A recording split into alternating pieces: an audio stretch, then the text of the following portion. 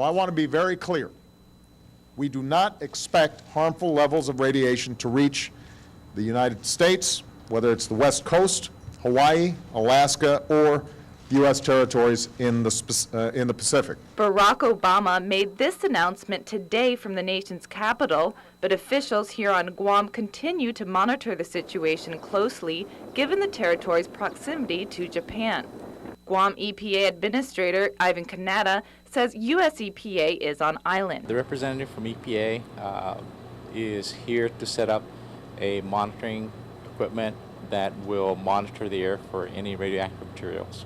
Kanata says today they are selecting an appropriate location to place the devices and that staff at Guam EPA will be trained on how to use the equipment. They will essentially monitor, do the test, and make the analysis, and then contact the EPA headquarters and relay that information to them. And that would be relayed back to the officials here on the island.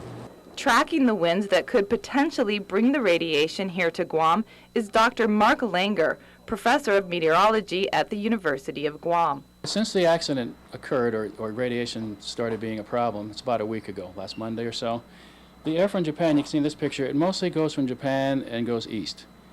It'll end up somewhere variously, like to Alaska, the Canadian West Coast, the U.S. West Coast. But Lander says storm fronts moving across Japan could change the direction of the wind, possibly sending them towards Guam.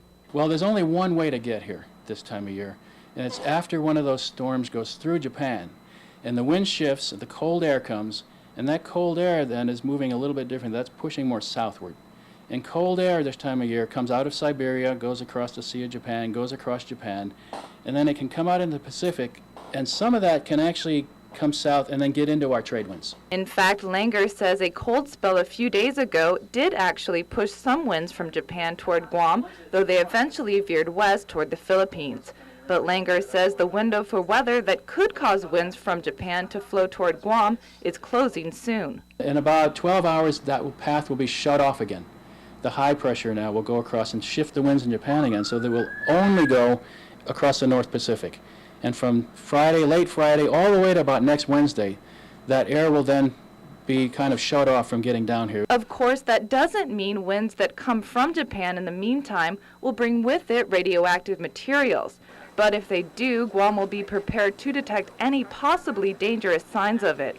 Kanata says the monitoring devices set up by U.S. EPA will be on island for a minimum of the next 7 days. Maybe a little bit longer, depending on the conditions in Japan. Reporting for Guam's News Network, I'm Lanny Walker.